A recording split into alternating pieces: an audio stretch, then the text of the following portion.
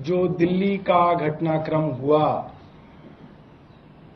उसको पूरा देख के पूरा का पूरा विश्व सकते में है।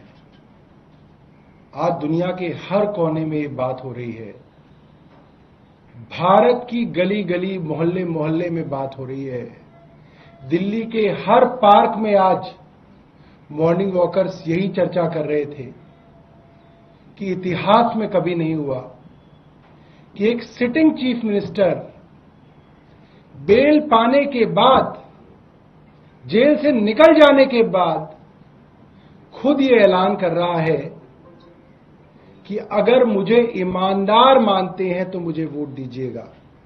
देश में बहुत सारे चुनाव लड़े जाते हैं, लड़े गए हैं। जाति के नाम पे चुनाव लड़े जाते हैं, धर्म के नाम पे चुनाव लड़े जाते हैं, भाषा के नाम पे चुनाव लड़े जाते हैं।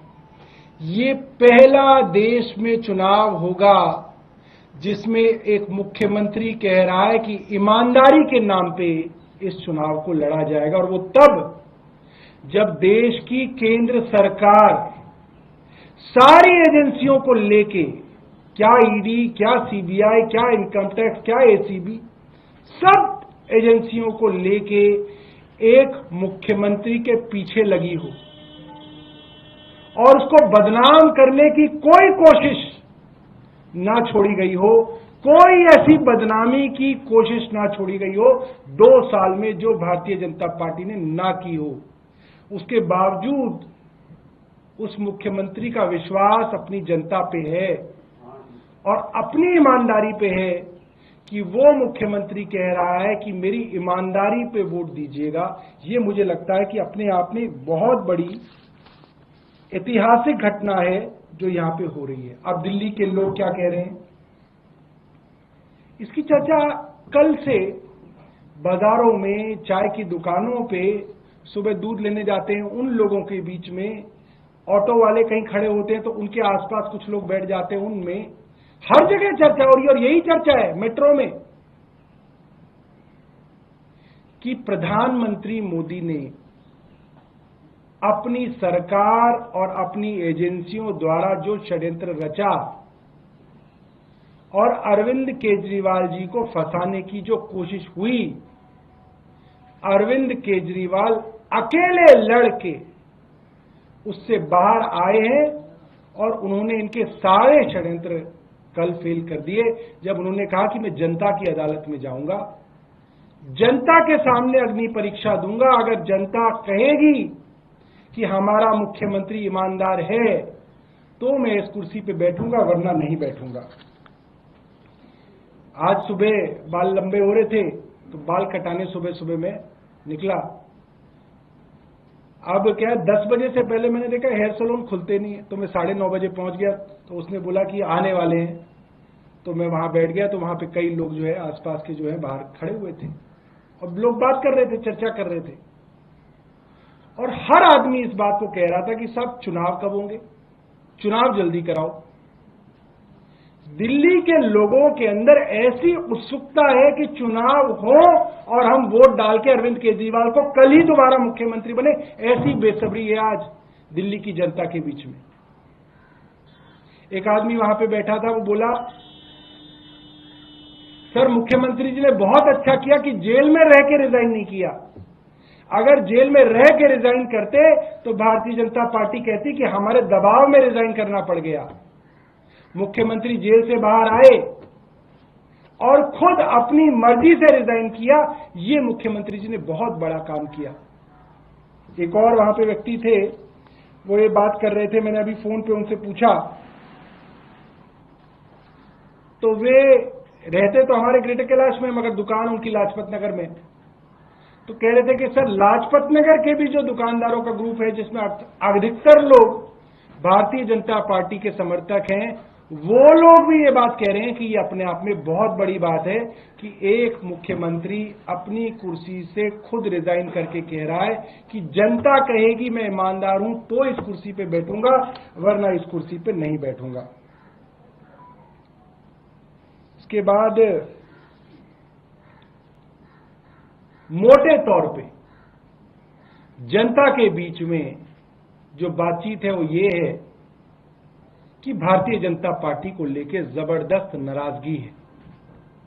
और नाराजगी इसलिए कि उनके द्वारा चुने हुए मुख्यमंत्री, जिस मुख्यमंत्री ने आईआईटी पास किया, आईआरएस का एग्जाम पास किया, इनकम टैक्स कमिश्नर थे, नौकरी को छोड़ के 10 साल तक झुग्गियों के अंदर समाज सेवा की हो, मुख्यमंत्री रहते हुए भी लगातार संघर्ष किया हो, लोगों को मुफ्त बिजली दी हो, पानी दिया हो, अस्पताल दिए हो, स्कूल दिए हो, मोहल्ला क्लिनिक दिए हो, बुजुर्गों को मुफ्त तीर्थ यात्रा दी हो, महिलाओं को मुफ्त बस यात्रा दी हो, ऐसे मुख्यमंत्री के पीछे भारतीय जनता पार्टी ने अपनी सारी ताकत लगा दी।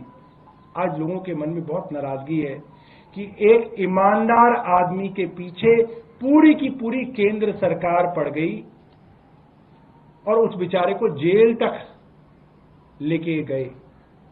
और वो आदमी जब जेल से बाहर निकला तो उसने सत्ता का सुख नहीं भोगा। उसने कहा कि मैं अब जनता की अदालत में जाऊंगा, जब तक जनता नहीं कहेगी तब तक इस मुख्यमंत्री की कुर्सी पर नहीं बैठूंगा। कई चर्चाएं हो रही हैं, अलग अलग चर्चाएं हो रही हैं। कुछ लोग तो ये कह रहे हैं कि सर सतयुग में सुना था भगवान राम ने परिस्थितियोंवश राजगद्दी का त्याग किया था और 14 साल के वनवास पे चले गए थे। अयोध्या की सारी जनता रो रही थी, बिलख रही थी कि राम आप मत जाइए, आप इस सिंहासन पे बैठिए, मगर मर्यादा के कारण, परिस्थितियों के कारण राम उस सिंहासन को छोड़ के चले गए और 14 साल के वनवास पे रहे। और उनके पीछे जिसको वो सिंहासन मिला, भरत उनके भाई, वो भी उनके खड़ाव रख के इंतजार करते रहे कि राम वापस आएंगे तो अपना जो है काम संभालेंगे। अरविंद केजरीवाल राम नहीं है, राम तो भगवान थे। भगवान राम के भक्त हनुमान और हनुमान के भक्त अरविंद केजरीवाल जी हैं। वो तो राम से तुलना नहीं की जा सकती। मगर जिस मर्यादा के नाम पे सतयुग में भगवान राम ने अपना सिंहासन छोड़ा था, आज ऐसा उदाहरण दिख रहा है कि एक मर्यादा के नाम पे, एक नैतिकता के नाम पे, एक जनता के हाथ में अपनी पूरी की पूरी बागडोर देने के नाम पे अरविंद केजरीवाल ने इस्तीफा दिया है।